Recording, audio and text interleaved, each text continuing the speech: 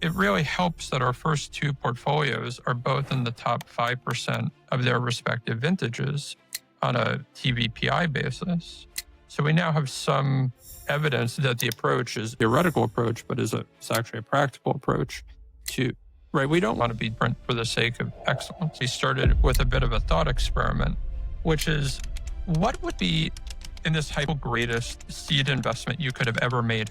On the top of that list would have to be if you were a seed investor in Renaissance technology. So you're the founder and managing partner at Deciens Capital, which is one of the most interesting first principle fund out there, and which is backed by sovereign wealth funds, endowments. So tell me a little bit about what Deciens Capital, the type of portfolio companies that you're investing to, and give me some examples of some previous investments.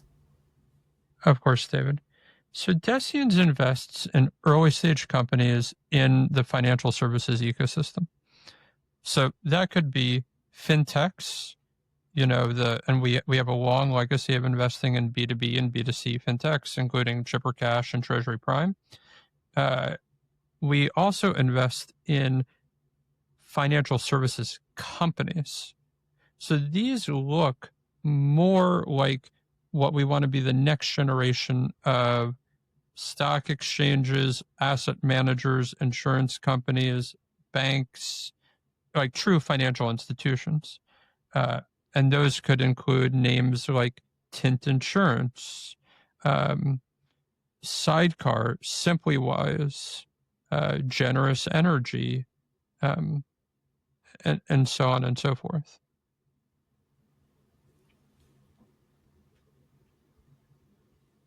And when we last chatted, you mentioned that Deciens was not correlated to other venture funds. What did you mean by that? How a lot of LPs think about the world is they have allocation models that say that they need X% in equity, Y% in debt, Z% in alternatives, and so on. And so then they come down to, well, we want a certain amount of money in venture capital, whatever that percentage may be. And what ends up happening is they add a bunch of managers to their portfolio, and those managers, they're largely highly diversified. And so that provides a set of beta that the LP can rest assured on that they will get some level of return. But what we're trying to do is provide an uncorrelated alpha stream within the venture capital asset class for our limited partners. And so what does that mean? We don't want to invest in the same kinds of companies other people invest in. We want to provide very differentiated exposure to our limited partners. So that's what we mean when we say it's uncorrelated. And we want to provide it in a way that we think is highly alpha seeking. Like we want, one of our LPs says that Deciens is the get rich or die trying venture fund. And that's exactly right. We are get rich or die trying. We will have funds that perform excellently or poorly. There will be nothing milquetoast about our performance. And that's what makes us a very attractive firm for a LP that has a mature venture portfolio and is looking for, alpha and not more diversification on top of diversification.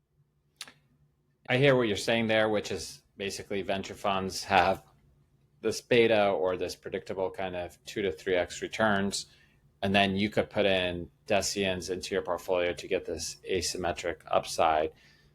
In reality, though, a lot of LPs do not want this, highly, bipolar return where sometimes you're getting 1x, sometimes you're getting 7x. It doesn't necessarily make them look great in front of their investment committee. How do you manage around that, around the realities of your LP investor base? Well, first, you have to just have an unusual level of transparency and alignment with the limited partner, right? Like, David, what I just told you about our portfolio construction and our approach, we don't hide that. we talk to LPs about it in the first conversation and in every conversation, so that we try and maintain that alignment, and really about setting reasonable and appropriate and good expectations. I've learned over the years that I'm only as happy as my least happy limited partner. And what keeps my limited partners happy is that we have done what they expect us to do. And so it's about really the communication. And we talk about it in every conversation with limited partners. We talk about it in podcasts or forums like this. We talk about it on our website, in our writing. We've written about what we would call betting on convexity. And we have a whole white paper called Betting on Convexity at Deciens.com. So, David, to your question, it's about the communication and expectations management. And then it's also about finding an LP that is at the right time in their life cycle. So maybe they've built a mature program and they don't need more of the same. They need something different. So that's one thing. And then your audience is probably familiar with the idea of principal-agent conflicts, but just in case they're not, institutions don't allocate to us. Individuals, humans, real, live, breathing humans ultimately make the decisions on behalf of the institutions that they represent. So it's about finding our counterparties, the people that we sit across the table from, that are at the right place in their maturation process within those organizations and within their own career development that can say yes to something like us. How do you think about portfolio construction? Well, we think about it in a very non-traditional way. How we started was we actually started using with a set of computational simulations. And if you go on our website, we actually share those simulations on our blogs. What our simulations showed was that you either want a highly concentrated approach or a highly diversified approach to venture capital. And I think either of those two can work. They provide different things for your limited partners, but you need one or both of them. You need one or the other. And we really believe that a highly concentrated approach is actually the most risk managed approach to venture capital, because we can be the most active and engaged with our companies when we are not spread thin as peanut butter, and we get very involved with each and every company. My partners or I talk to every company every week. But the important thing to know, David, is this sounds radical. I know it sounds radical to a lot of venture limited partners, but I actually don't think it's that radical. If you look at the history of investing in equities, what you see is that concentrated portfolios that allow for compounding at high rates of return with a low dilution and tax advantage structures have been the way to create wealth for limited partners for a long time. Newton said that we all stand on the shoulders of giants. Newton was obviously correct in that, but there's not a lot of appreciation for the question of whose shoulders are you standing on. And so the approach I just outlined is actually not at all controversial. If you look at, Munger said it best, I think, when he said, put all your eggs in one basket and watch that basket like a hawk. That's what we do every day. We have a small basket, we're putting our eggs in it, and we're watching it like a hawk. And so I actually think what we do is very conservative, even though it sounds very very avant-garde. Tell me exactly how you go about constructing your portfolio. We start with a model, and that model says to us, how, right, there are like 3 variables that we always work with. How much do we own of a company, what the target percentage ownership at entry and at exit? So that's one variable. The number of companies in each portfolio, that's the second variable. And then the third variable is the reserve ratio. So what percentage of dollars do we put into a company in our first check? And then what do we hold back? So those are the major variables. And within a fixed fund size, our third fund is 93,330,000.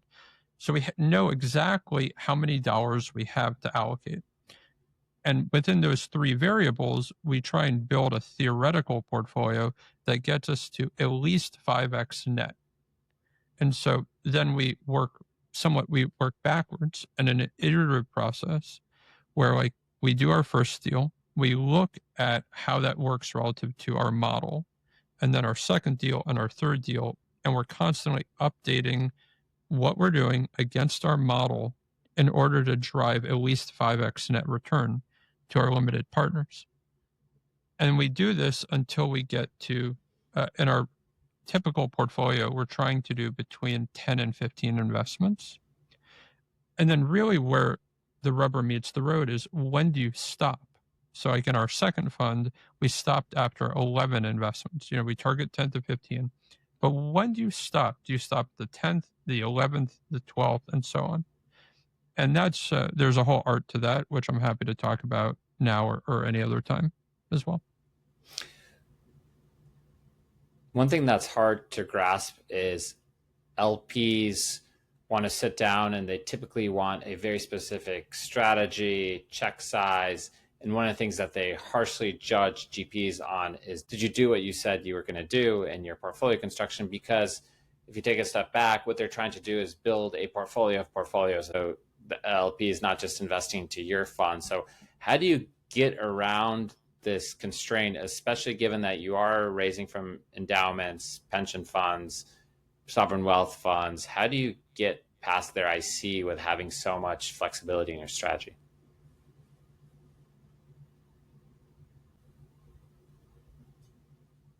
It's interesting, David, that you think our strategy is flexible. I use the word focused. I think our strategy is very focused. We want to invest in 10 to 15 next generation financial services companies as the lead investor over like a 3 to 4 year period. And we want to start those relationships as early as possible in the company's life cycle. On one hand, that's clearly a very flexible mandate because the world of financial services is quite large and dynamic, and we work very early, and so there's a lot of malleability in what happens. But I think of it less about the malleability, and I think about it more about the focus. Right? We want to focus on financial services at the early stage as the lead investor. And that positioning has been very effective. Now, it really helps that our first 2 portfolios are both in the top 5% of their respective vintages on a TVPI basis. So we now have some evidence that the approach is not just a theoretical approach, but is actually a practical approach. Right? We don't want to be different for the sake of difference. We want to be different for the sake of excellence. And we're starting to show that that is in fact the case. And you believe that financial services companies can return the same or even higher than traditional venture investments. Break down the math for me, and how could financial services have kind of these same power law returns? This whole thing actually started with a bit of a thought experiment, which is, what would be, in this hypothetical, what would be the single greatest seed investment you could have ever made? And clearly on the top of that list would have to be if you were a seed investor in Renaissance Technologies. Jim Simon's hedge fund. If you would, like in this thought experiment hypothetical, if you could go back to Stony Brook, Long Island, when he was leaving the university and own 10% of the company that turned out to be Renaissance, that would have been an incredible seed investment, because over the forthcoming decades, Renaissance has printed immense wealth for its owners, its clients, and so on. And and then you start thinking about other things, like if you had helped seed firms like Bridgewater, Two Sigma, Shaw, and these, if you had been there when they were starting KKR, TPG, Carlyle, Blackstone, BlackRock, and so on. And you just start to think about what would be the multiples of invested capital you could have achieved if you were Bloomberg LP, another one, right? It is astounding, because these businesses can get very large very quickly. They have very real moats around them. They can print cash in the form of dividends. They can go public. You can sell them or buy them. And so they have many of the best attributes of venture capital, but they're definitely overlooked within the realm of venture investing, which, is largely a software or technology driven kind of business. That kind of really comes out of the birth of the modern computing industry. In venture, you obviously have fintech, financial technology companies like Robinhood, Coinbase, Stripe. And we cover those, of course, and that's really where I came. I come from that background, and that is certainly within our remit as well. But you're also talking about these financial services companies. Are these traditional startups? Are these closely knit companies? And talk to me about this ecosystem of portfolio companies that you go after. David, I think your audience may not appreciate how large some of these companies are. I was just looking earlier today at the market capitalization of S&P Global. The market capitalization of S&P Global is $158 billion. So the scale, financial services is 20% of global GDP. It's by some measures the second or third largest industry. And it's been, broadly speaking, what the word would be dematerialized. It's been, back in the day, there were people running stock slips around. Now it's all done electronically. And so the potential for digital innovation in financial services is just immense. Now, the kinds of businesses we talk about, the fintech businesses and the finserv businesses, they're definitely, some of them are based in Silicon Valley. Over half of our portfolio is based in San Francisco or the Bay Area. But a lot of them are built by entrepreneurs that come out of people adjacent to the financial services industry. As an example, we have in our portfolio a company called Sidecar. And Sidecar, the founder of Sidecar, Nick Talraja, he was an investment banker, and then he went to law school and was a securities lawyer. And he was doing securities filings for issuers of securities. And he was like, software can own this. It can eat this. And so we've ultimately partnered with Sidecar for a number of years now. But what we find are the people that want to build the future of financial services, some of them have traditional technology backgrounds, but a lot of them have backgrounds more like Nick. They were in the bowels of the system, sometimes, turning the crank to get the system moving. And there's just so much opportunity to digitize that entire system that it makes me extremely excited to find the Nicks of the world, wherever they may be. In his case, he was actually in Houston.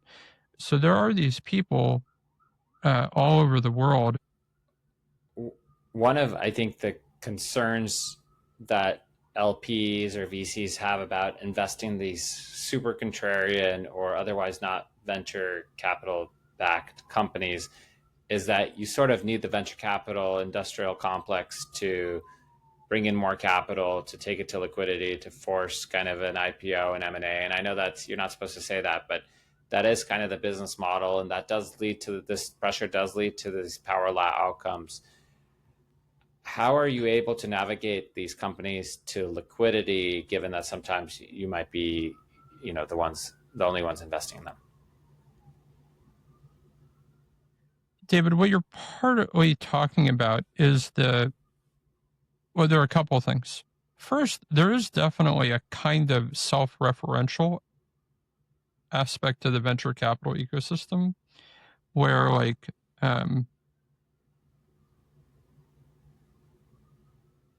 a VC needs to raise their next fund, so they want to get another VC involved to mark it up, and then the second VC needs to raise their fund, so they get the third VC, and we call this the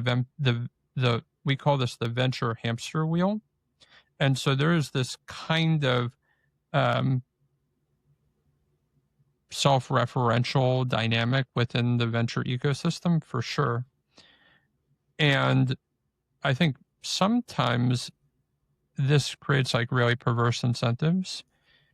So, for example, if you could grow a company profitably, even very quickly, if you could grow a company at, let's say, 3x year on year profitably, some venture capitalists would rather grow 5x year on year unprofitably so that they can go get it marked up, so they can get the mark to market accounting dynamics in their favor. We ultimately eschew that whole approach because ultimately, whenever you're running companies unprofitably, you risk there not being capital for them when you most need it. I would rather, own a company that can profitably double or triple every year than kind of play this game of Russian roulette with the livelihood of all these people and the equity and all that. The reason you're able to play it that way is because you align with both the companies as well as your LPs from the onset. So you're selling a different product to a different market, and everybody along the value chain is aligned with that strategy. Well, I don't think it's a different product in the sense that we have to compete with traditional venture returns, right? If you're an LP and you're picking Deciens versus another fund, we have to be at least as good as the other fund, if not better. What we're talking about is an alternative way to get there. It's not different outcomes. We're not trying to lower the bar. We still want to do at least 5x net funds. What we're just talking about is that it is, in some ways, to do a 5x net fund where you're highly diversified, own very small percentages of each company, and have high mortality rates. What you are assuming is that one or more of your companies can be a mega outcome. The reality is there are not that many 10 or $100 billion outcomes. Your audience may know that the largest venture-backed M&A is Wiz at $32 billion. There's many venture funds out there that would need multiple Wizes in order to pay out. We call this heroic assumptions. If the model requires heroic assumptions in order to hit your return target, you shouldn't allocate to that because heroic assumptions don't happen that often.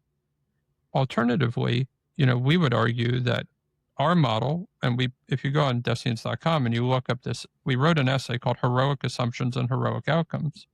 We talk about that our model has the same outcomes as the same multiples on a net and gross basis for our LPs at far smaller dollars of outcome. And of course, I want the Wizes. I want $32 billion M&A. I want $50, $100 billion IPOs. But I don't need them. We can build incredible portfolios, have great returns for our LPs, help our entrepreneurs build game-changing companies. And we don't need heroic assumptions to have heroic outcomes. David, you were asking another question, which I think is also really germane. I think part of the issue in venture capital is that there is a conflation of two concepts. One concept is the concept of liquidity, and the other is the concept of exiting. Those are sometimes related, but they're not always related. And I think what we have observed is that we want to be able to invest in some companies that can generate liquidity without exits in the form of dividends or other ways of returning capital to stakeholders. And so I think just in general, I would just encourage all market participants to just think about, like, there's liquidity, there's exits, there are scenarios where there's both, and there are scenarios which there are neither. And so I'm just, we always want to be thinking about generating liquidity. Of course, it's very important to generate liquidity for our limited partners. But in a world where we can generate liquidity and not sell our position, we've actually had our cake and eat it. We're having our cake and eating it too, as the proverb says. The counter narrative to this fund size argument, to the small fund size argument, is that if you look at some of the biggest winners, they are from the largest funds. So most recently, Figma had Index, Sequoia, Kleiner, and also Greylock. Yeah. This is kind of a consistent theme in a lot of the big winners. So they would argue that they're avoiding adverse selection at the Series A, Series B, that the smaller funds may be going after. There's also an argument that the main reason to do venture is for the asymmetry, meaning that if you just consistently got 3x returns or 2.5x returns, you'd rather just invest into private equity, specifically kind of lower middle market. The main reason to do venture versus lower middle market private equity is because once every blue moon, you'll get a 10x, 15x, 20x return. I don't know this for a fact, but, urban legend has it that, there's a Chris Sacca's lowercase funds, or 100-bagger funds, or whatever they may be. I think there are incredible scaled institutional platforms, of course. You mentioned some, there are others that are incredible, and I'm sure that their LPs are very happy to be in them. David, you said it yourself. There are many ways to make money in venture capital. I think that we have an approach that provides that asymmetry, because although, basically our approach says that if we have $3 billion of outcomes, we'll return a 5x fund. We don't want to stop at $3 billion of outcomes. We want to stop at, 300 billion or 3 trillion, whatever it may be. I just think that in a world where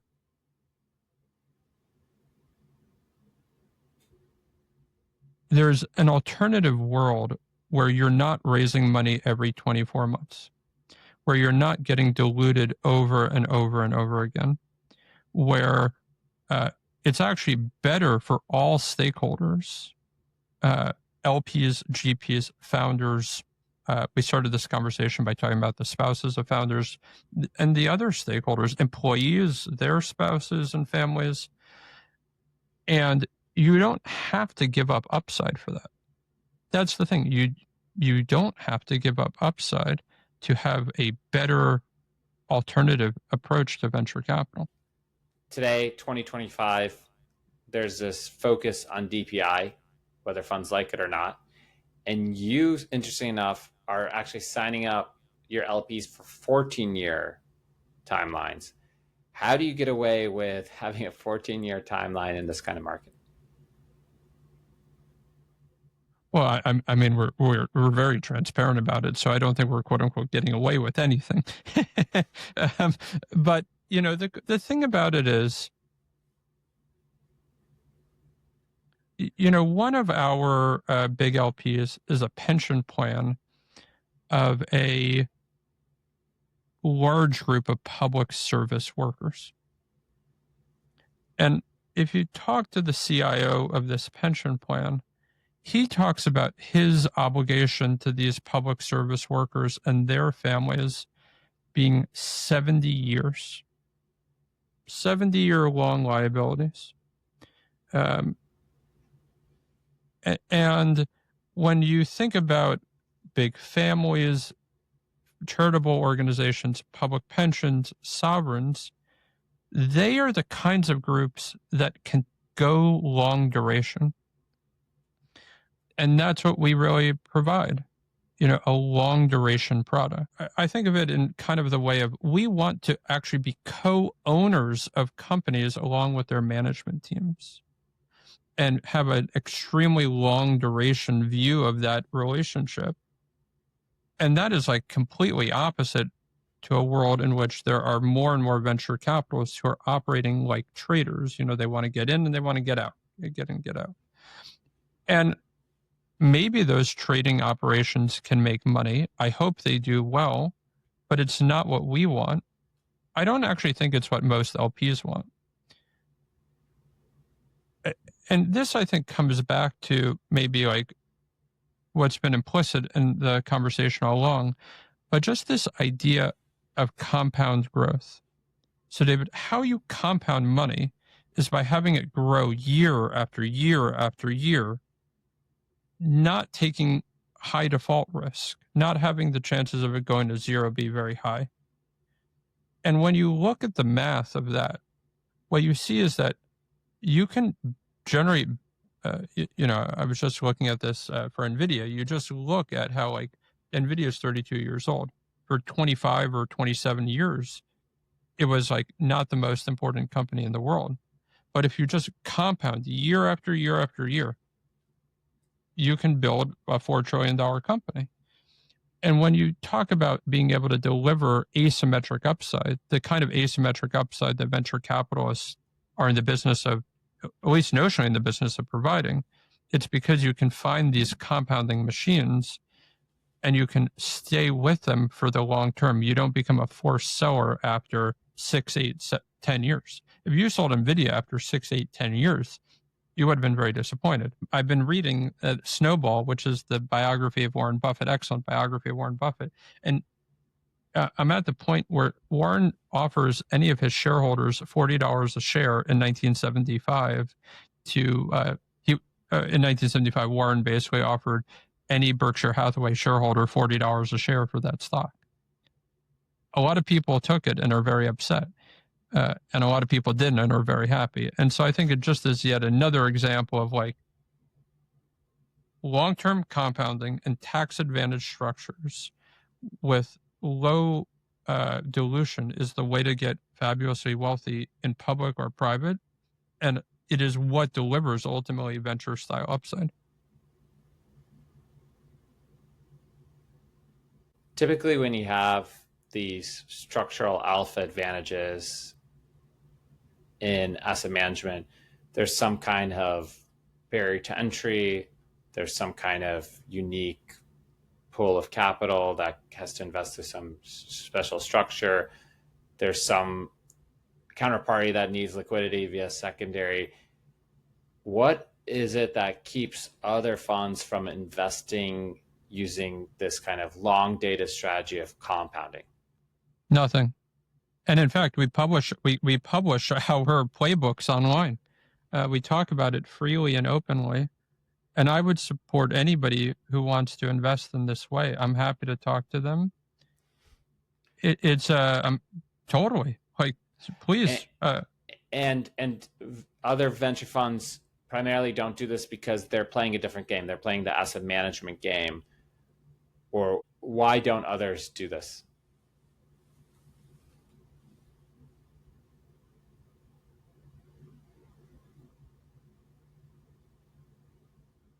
I think there are two reasons. The modern venture capital industry was started by Sequoia Capital, Don Valentine, in 1972. And all venture capitalists are building on Don's legacy, for sure, and subsequently Mike Moritz and Doug Leone and now Roa Botha. But Sequoia built the Colosseum. They created the rules of combat, and they picked the gladiators. And what most venture capitalists are trying to do is to try and, like, be it Sequoia or Benchmark or Union Square Ventures or Andreessen Horowitz or General Catalyst, at the game that they are the best in the world at playing. What we are like, I have no need to try and out Sequoia. In fact, I think it's a bit of a fool's errand unless you're one of a small handful of other institutions. But you don't have to beat them at their game in order to do incredible for your limited partners, for entrepreneurs. You can create your own Coliseum. That's what, really, David, that's what we've done. We've created our own Coliseum with our own rules and pick our own gladiators. And in doing so, we've created like an alternative theory of the world, which is working. And I would just encourage anybody who wants to be in venture capital to ask themselves, are they playing somebody else's game or are they playing their own game? So that's one answer. But there's a second answer, which is within the world of venture capital, there's a kind of like sociological phenomena, which is the need for external validation, right? Like if I'm a venture investor and I invest in your company, David, what I really need is to get somebody else to mark my position up. That's how I move up within the pecking order of my firm, right? Whether, David, whether your company succeeds or not, I don't know, but I'll probably be 3 jobs from now before I know. All that matters is, can I get into hot deals and can I get those deals marked up? The need for external validation is very real. It's very, very real. And, you know, we just eschew all of that. We are like, I said to one of my limited partners just this morning, if we invest in a company and they never raise another dollar of venture capital and are never in the paper, that's a win for me. If like we just are if we're creating value, compounding at high rates and never get a markup and never get in the paper, but are just creating so much value for our stakeholders, that's a win. And so, you know, again, I think it's about maybe a difference in intrinsic versus extrinsic validation or motivation. But I think that's another reason why very few venture investors are open to these ideas. Congrats on just closing Fund 3. As we talked about earlier, you're now 3 vintages into being a VC. What are some of the mistakes that you made early that you corrected now, you know, closing on Fund 3?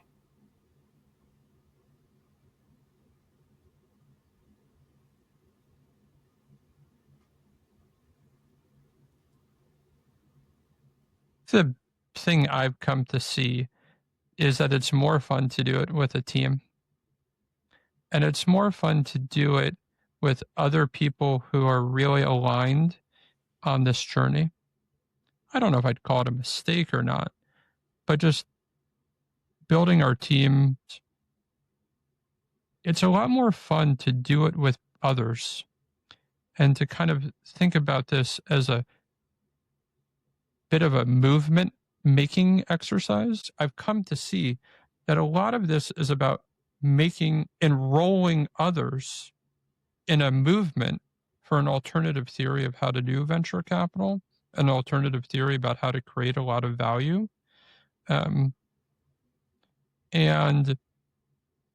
as I've come to embrace that more, it's become more fun and more lucrative. And we've been able to enroll many different types of individuals and institutions in this movement. And yeah, so like mistake, I don't know, but I've definitely, I see that more as like a core part of the Deciens experiment. So I'm very intrigued. You look at Deciens as a movement, and that's made it more fun. Double click on that. Why has that made it more fun? I don't think the world needs more venture capitalists. I think the world needs more courageous capitalists, more people who are willing to put their time, money, energy on the line for the things they believe in. And as we've kind of like embraced this counter orthodoxy, you know, on our website we have this essay, the kind of the essay that started it all is called Defying Orthodoxy. As we've been more open to defying orthodoxy and enrolling people in this, in the mission of defying orthodoxy, you see how unsatisfying the orthodoxy is to many stakeholders. And you find like strange and wonderful compatriots in this movement. And that's what has led us to finding incredible entrepreneurs to partner with. It's what has allowed us to partner with incredible organizations and institutions and individuals. It's what has allowed me to recruit a team of people, each and every one of which is much better at what they do than I am at what I do. And so, yeah, it's a lot more fun, right? Being yet another venture capitalist, it's just banal, right? There's so many fucking venture capitalists, and most of them aren't that good. Most of them aren't that differentiated. Most of them are like just trying to play the game that Don invented. And we're just trying to like really stay focused on what matters. And what matters is partnering with entrepreneurs for the benefit of them, their teams, our limited partners, and the world around us. And as long as we stay focused on doing that and being focused, you know, being obsessively focused on that, we won't confuse the cart for the horse. And that's what I think ends up happening to lots of VCs, is they think that the goal are markups or bigger funds or being on the Midas list.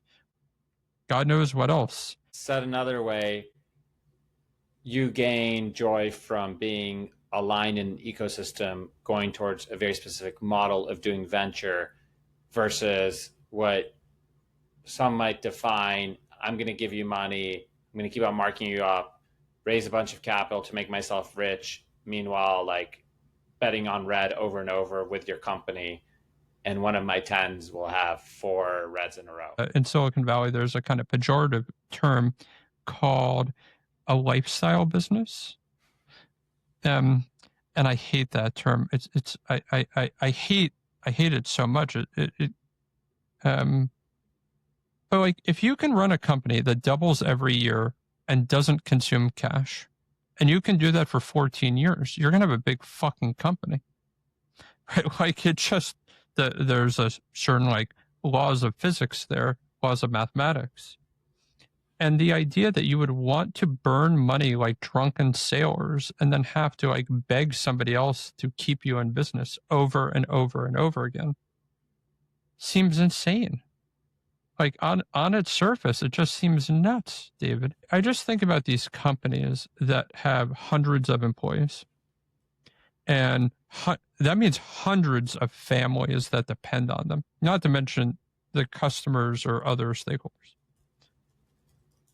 And the idea that every other year you have to basically beg people for capital to keep going, that's nuts. If any of your listeners are interested in the history of this, I strongly recommend Sebastian Malaby's book, The Power Law. The Power Law kind of goes into the history of all of these dynamics at some exceptional detail. But it made a lot of sense when you could go public early. You raised 2 or 3 rounds of capital before you could go public. And each round was like really de-risking. So you were actually like taking quantums of risk off the table. But that's not what it is today. Today it's like a way that you like perpetuate this kind of fee gobbling industry in which like we're just, like a lot of venture funds, there's like a deep dark secret, which is that most venture funds are in the business of just doing well enough to raise the next fund so they can keep the fee gravy train rolling. And there's not a particularly substantive fee gravy train on a $93,330,000 fund. The most overused words in venture capital are alignment and partnership.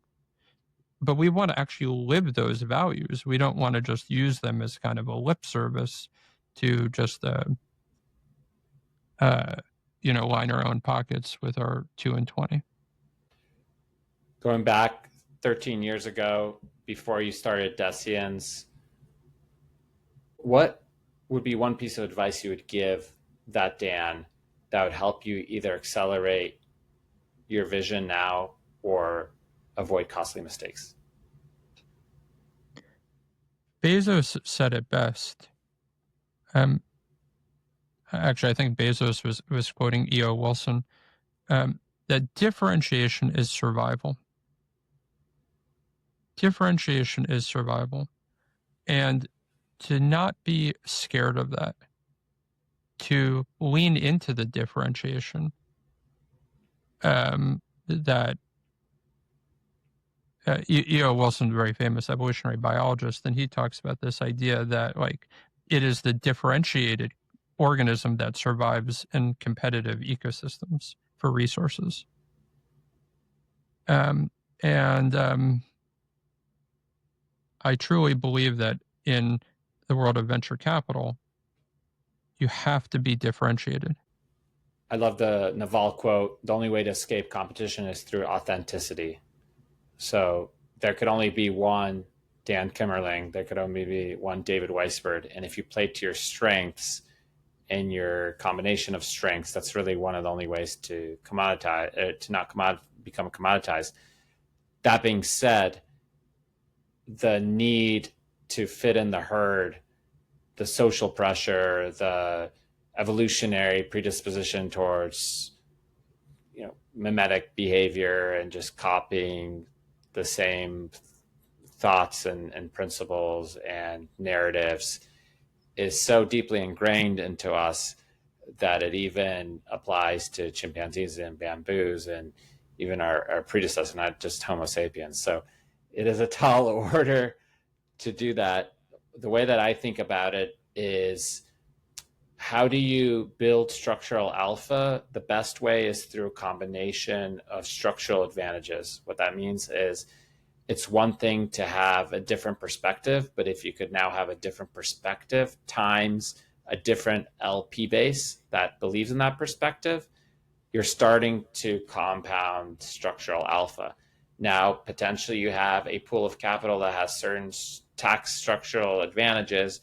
We do it now an LP base that benefits from the structural advantages. Then now you benefit from your unique differentiated view in the market. Now you've kind of to the third power. Now you have compounding. And so you could stack these competitive advantages, not for the purpose of being differentiated, of course, for the purpose to being different and to have a competitive advantage from others.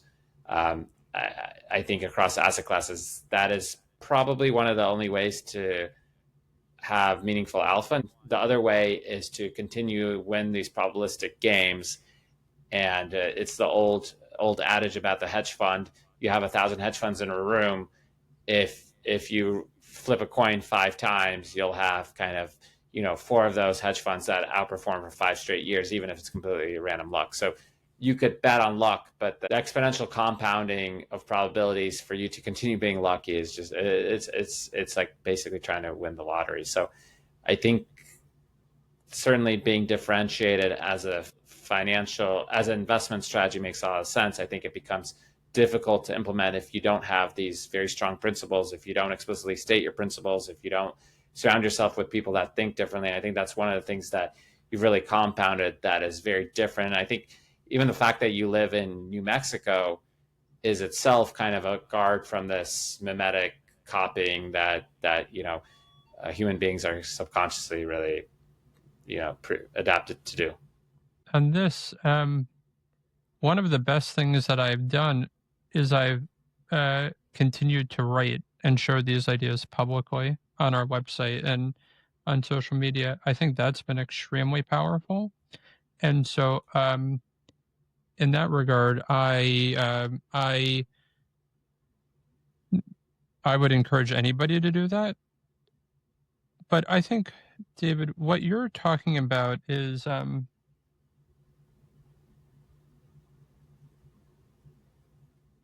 so I think that within the world of venture capital, there are 6 theoretical sources of alpha: sourcing, picking, winning, supporting, exiting, and portfolio construction. And the question that you're talking about is, how do you create durable alpha through some combination of those 6 buckets? And how do you create a compounding flywheel such that one or more of those self-reinforces a different one? And if you can create a self-reinforcing system where one or more of those theoretical sources of alpha drives a different one, then you can actually create real enterprise value, because then you've created a alpha generation system or machine, rather than just being lucky. And I completely agree. Differentiated LPs is one of them. I think differentiated duration is another one. And there's actual duration versus theoretical duration. And part of that is getting your LPs to know that you're going to go to the distance. And, and even getting to a place where you can hold even longer. Some of these companies, the best companies, the generation defining companies, even in their 15th year, are just at a fraction of how big they'll eventually be. Today, that is really consumed by the world of continuity vehicles. And there's this, in the olden days, companies would go public early and they would enjoy the benefits of this compounding in the public markets. I mean, the most great example of this would be Shopify, which went public for $2 billion and is now well over 125. But because in the United States, it's impractical for small companies to go, it's not impossible for small companies to go public, but it's functionally impractical for them to go public. There's a bunch of interim solutions that basically create more longevity for this compounding. Continuity vehicles are the flavor of that at the moment, flavor du jour. But eventually there will be a structure that creates a sort of a permanent equity, ability to let these assets compound at very high rates for many years. And, Sequoia has done part of this with their restructuring. Your listeners may be familiar with what they did around what they call the Sequoia Fund and moving to a permanent model. But that will continue for sure. There's closed-end funds that have gone after this kind of commingling of private assets as well. Although you could also argue that once you have solved around these liquidity issues, the returns might start to compress. So there is kind of this benefit to this liquidity. Sometimes this LP alignment is even within the LPs. I had one endowment that $1 billion. I had one endowment that went on the podcast, and I said that they feel this pressure from their IC to sell rather than going into continuation vehicles. So their default want to re-up in the continuation vehicle because the incentives tend to be aligned, the fees tend to be lower. But there's this desire for the gratification of getting the DPI that keeps them from further compounding. So there's even misalignment within the LP, which is kind of interesting. What you're really talking about is the need for dopamine. Like the need to get the markup, the need to get into the paper, the need to sell so that you can crystallize a profit. These are kinds of dopamine hits. And I think it's naive to think that people don't need to feel validated. Of course they do. Humans are validation-seeking machines.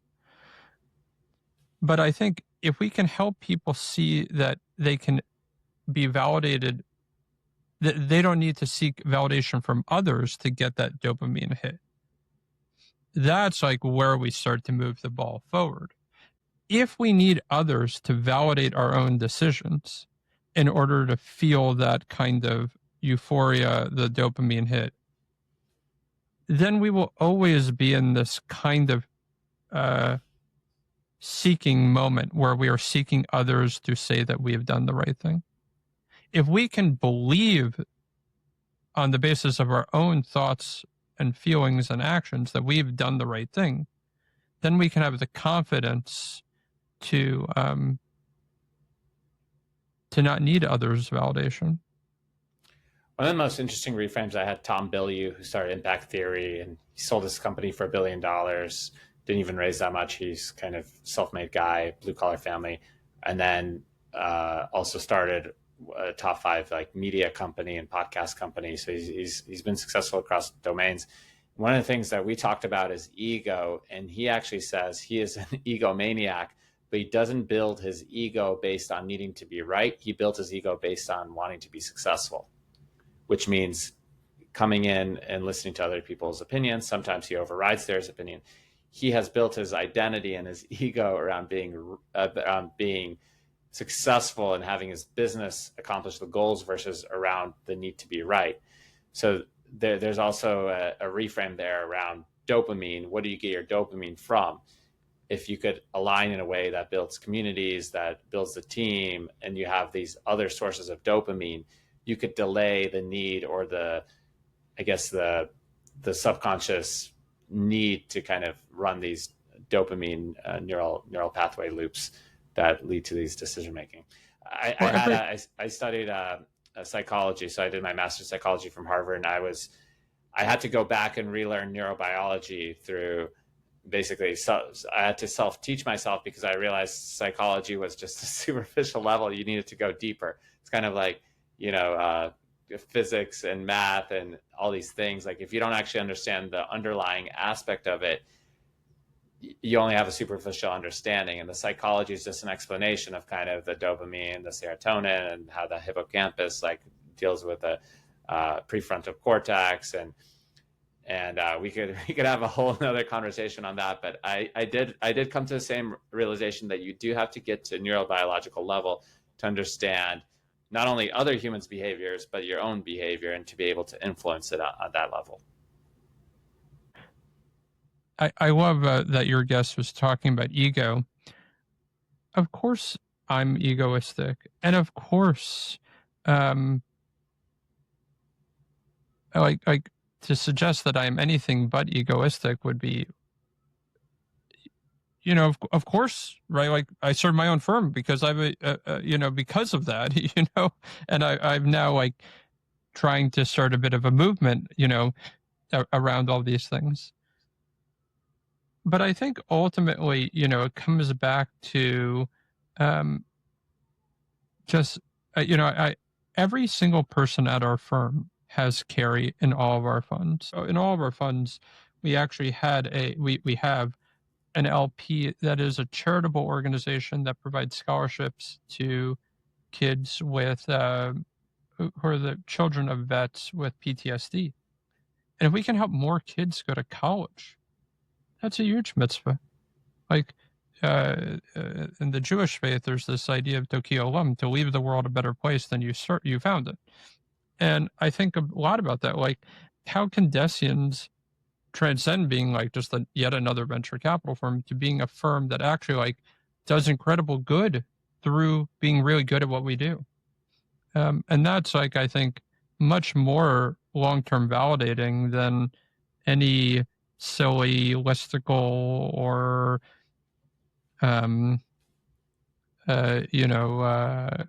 invite to this conference or that holiday party or any of that bullshit. I think a lot of people approach psychology, motivation, how do I influence others? And I think the highest leverage is actually learning how to hack your own motivation and how to, maybe you're not as motivated financially, so you find a way to align yourself with other employees. I'm mostly talking about myself and make it so that I have to make a lot of money, I have to make a lot of money because I want them to be successful.